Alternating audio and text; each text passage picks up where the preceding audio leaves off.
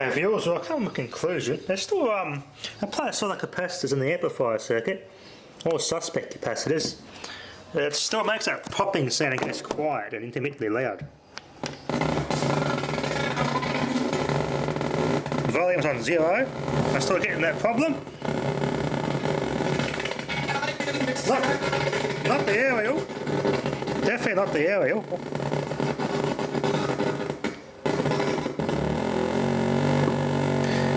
The amplifier is just getting hot no matter what. Yeah, I want to try one more thing before I rule that out, because that shouldn't be getting hot like that. I'm beginning to think that chip's damaged. It's a TA7092AP. Where are we going to get one of those from? I have to just keep an eye on every garage sale for old car radios, no matter what. I want to find one that's likely to replace that. I've got one that's from the same era, but it's a stereo chip and it's different to that anyway. That's an 8-pin chip. Yeah, that's a one-off. I'll probably try searching online for it, but I'm not going to have much luck. I'll try a 4-ohm speaker instead of an 8-ohm test speaker. I get a 4-ohm speaker, but I don't think it's going to make a difference. Okay, viewers, I got in touch with a bloke who gave me this to fix his mate's radio. It's up to his mate really, but I found a supplier in America who has these in stock, but I can buy 2 of them for $30. It's like plus $25 shipping. But the bloody shipping from America in its frickin' country is stupid. Yeah, so it's going to cost the guy if the guy who owns this really wants it fixed, it's going to cost him $50 to fix it. So that's a stupid thing we're living in Australia. The arseholes charge too much postage from America.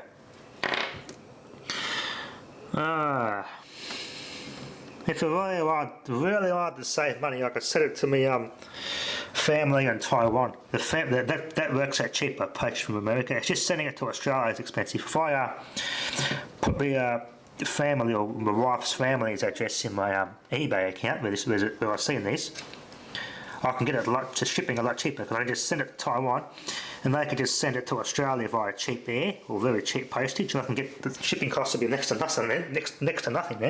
That'd be the only cheapest option, because the only place I can find these online is from a supplier in America on eBay.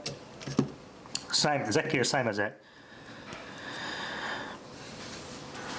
But yeah, so other than that fault there, this thing's working fine. It's just that damn amplifier chip's faulty. So it's $50 to replace that, but it's up to the guy who owns a Combi van this came out of. If he really wants it original, it's going to cost him $50 to get this thing working like normal. It'd be nice, but that's up to him really. But anyway, the bloke who his mate that's actually gave me this is I think he's got an old amplifier. I think it's an old Pioneer from the 70s hi-fi amplifier. Something along the lines like this Ackroyd, that sort of era, which is he's got for me to just turn a light on here. Which if it's anything like this, is probably going to be an STK chip job, which if that's what's wrong with it, I'll have to yeah, that'd be fun to fix. Depending on the job though, I won't know till I see it, because this thing cost about $30 in STK ICs to repair this one, but we'll see how we go. One job leads to another in payment. I got some other components. This guy gave me a good box of components as payment for the last repair I did for him, so I'm happy. But that's where we sit at. If the bloke who owns a Combi van really wants it all fixed, it's going to cost him $50.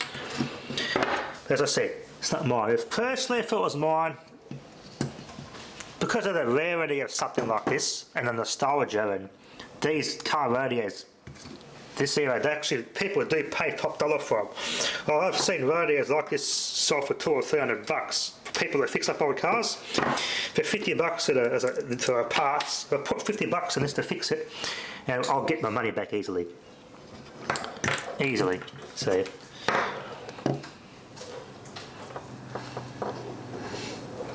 Yeah, it's just that chip's buggered. But it's good to see it's actually still available. The seller's got heaps and heaps and heaps of them, so that's good to know they're not unobtainium, which is a good sign. There's the man out there. Anyway, That's it for that one for now. Thanks for watching. Alright, I only replaced one cap so far.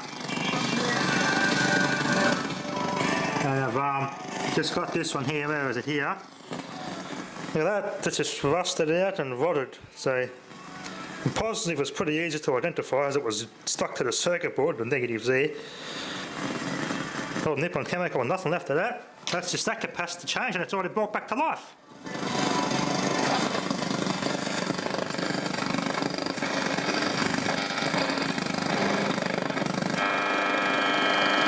My little workshop here, just made up a little adapter. Set up your battery chargers. So I got a 12 volt straight off the batteries through a fuse. I can run a battery charger instead of having 12 volt wall warts everywhere. I've got to run 12 volt appliances straight off the 12 volt batteries. I've got a little test lead here I plug in and plugs into my radio. Things like this is perfect. It's my 12 volt workshop. I don't think it's 100% yet.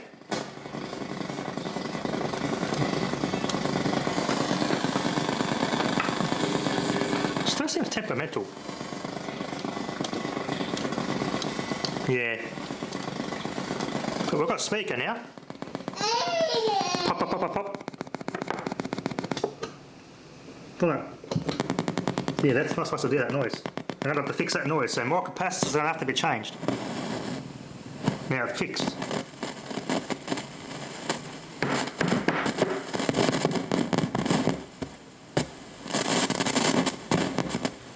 Got a warm spot there. That's so the amplifier's warm, yeah. Well, the amplifier's turned down. It's, I can put my finger on it. It's almost too hot to touch, but that noise has got big capacitors, so I'm going to cut the power and replace the rest of those capacitors. All my connections are pretty solid. It's doing this, so more capacitors are going to have to be changed. It's getting in there.